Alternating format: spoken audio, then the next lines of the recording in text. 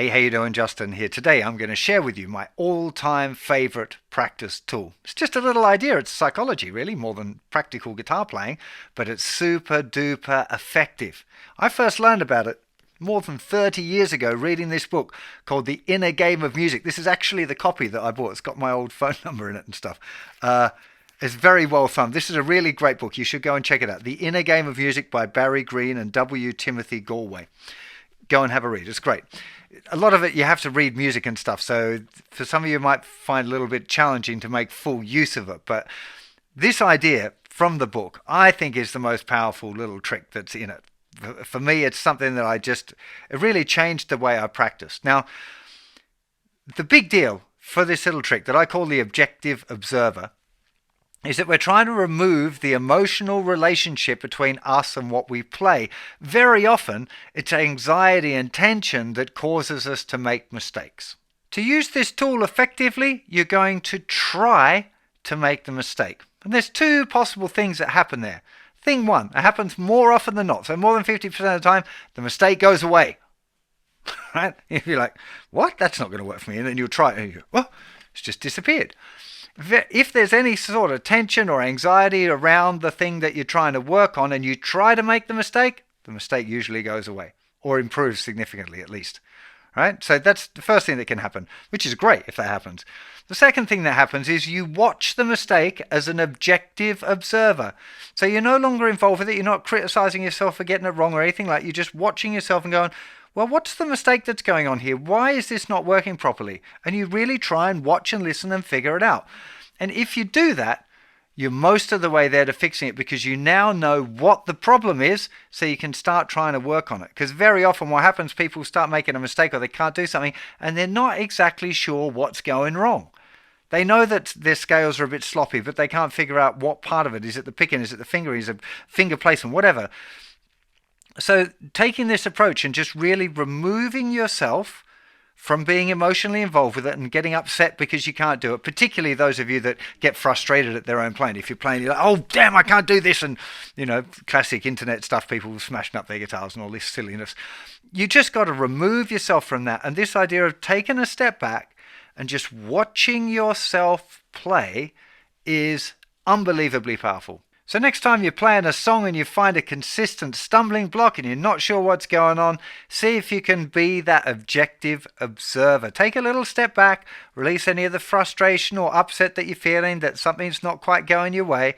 Take a mental step back. Obviously, you're not actually going to physically step back. That would be weird.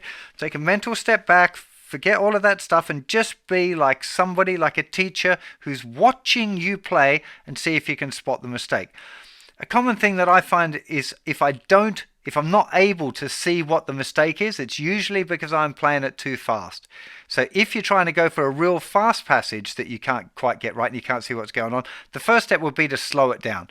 If you slow it down and you get it right, you might find that you're just speeding up too quickly. Okay, when you're trying to learn things fast, you've got to be able to do them really well and cleanly, slowly.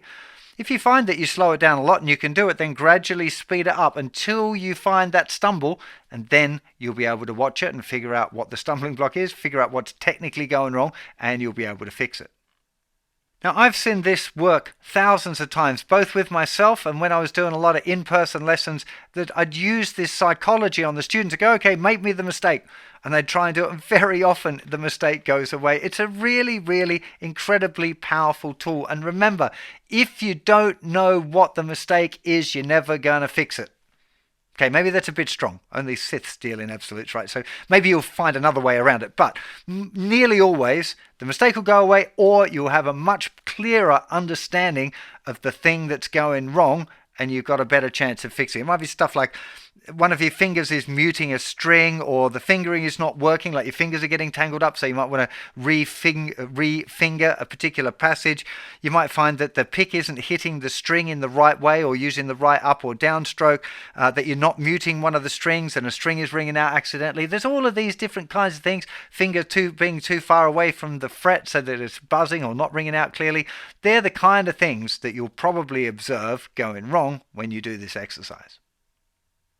So I'd like to take you on a little diversion now. It's still related to the topic, and I've got a feeling that if you find the objective observer interesting, you'll find this next little bit of psychology kind of interesting.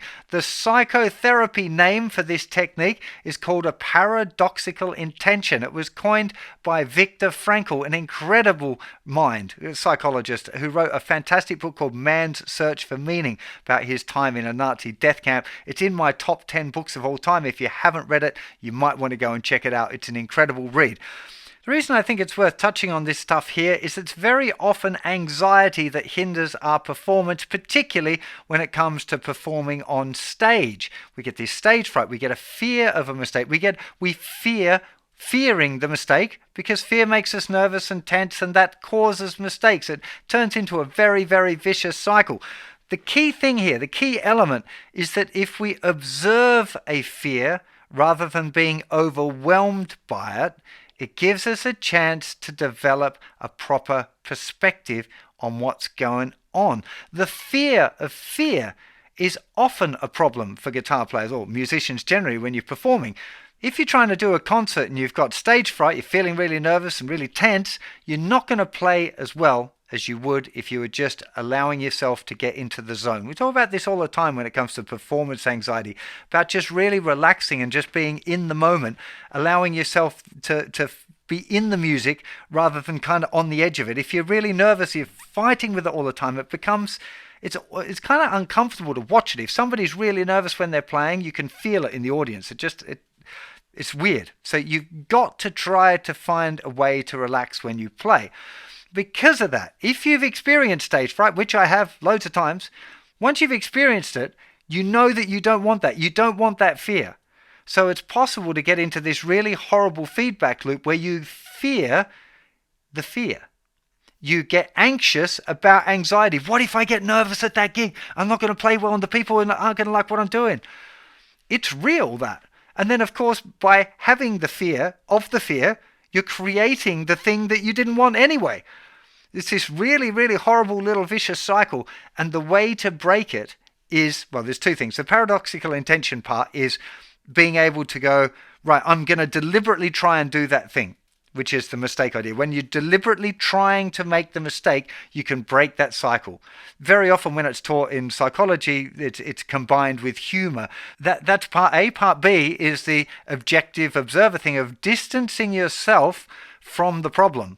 And that's also a really, really powerful thing. Just being able to get a sense of perspective of how bad things really might be. You're going like, oh God, every time I play these scales, it always sounds sloppy or whatever, you know. So you deliberately try and do it, film yourself, watch it back and go, oh, actually, it's not that bad. Like, even if the mistake occurred, you start to get a better sense of perspectives. Some of you may know that I'm big on Stoic philosophy, and one of the key teachings from the great Stoic philosopher Seneca was that we suffer more in our imagination than we do in reality.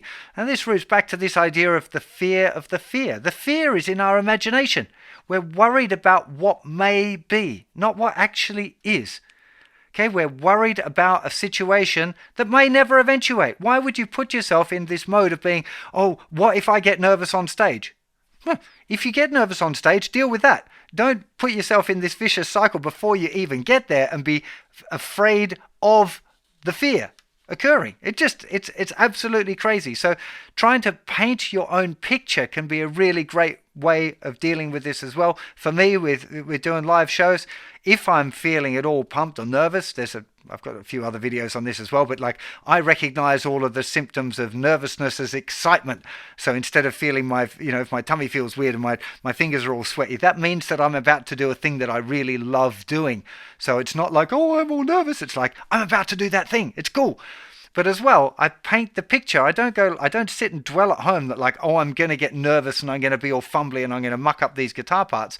Instead, when I think about a show, I think like, oh man, I'm going to kill this show. It's going to be wicked. I'm going to do so good. Everyone's going to be having a great time. I'm going to play really well. The tone's going to be great. You know, that's the picture that I want to paint. Because if I'm thinking about that, it's much more likely to go that way than if I'm thinking of all of this doom and gloom that everything's going to go wrong. I know race car drivers have a saying as well about not looking at the wall. Because if you're thinking about the wall, if you're thinking about this thing, that's probably where you're going to go. So if you're thinking about, oh, I'm going to get nervous, it's all going to be horrible, people are going to think I'm no good, if that's your headspace, what do you think the probable outcome's going to be? If you're thinking like, I'm going to have a great gig, it's going to be so cool, I'm going to have an awesome time, the audience are going to love my songs, they're going to sing in tune, everything's going to go super smoothly, if that's your headspace, it's much more likely to come out that way.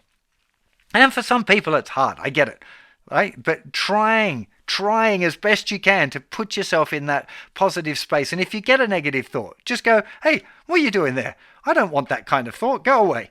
Like, treat it as an external thing. It's one of the reasons why mindfulness is so effective. When people talk about mindful meditation and being in the moment, because if you're in the moment, you're not worried about what could be.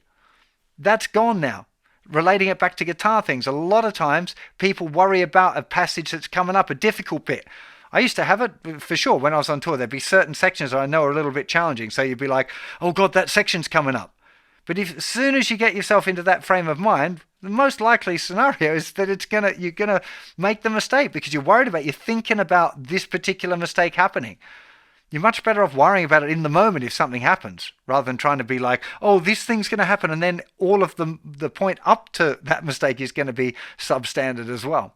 As the possibility of making a mistake, if you try and make the mistake, it's probably going to go away most of the time, okay? It all relates back together here. There's a lot of positivity and a kind of positive affirmation thing, as well as this idea of being the objective observer and trying to make mistakes. There's a whole heap of kind of ideas here that I've bundled all together, maybe slightly sloppily so, but I'm hoping that you find this video useful. Remember, there are loads more guitar lessons on how to practice effectively over on the website. Some of them are a little bit psychology based as well, just because I find it personally really interesting. I hope it's beneficial for you and it wasn't just a random rant. So yeah, have yourself an absolutely fantastic day. I really hope that this helps you in your guitar practice, and I'll see you for plenty more very soon. Bye-bye.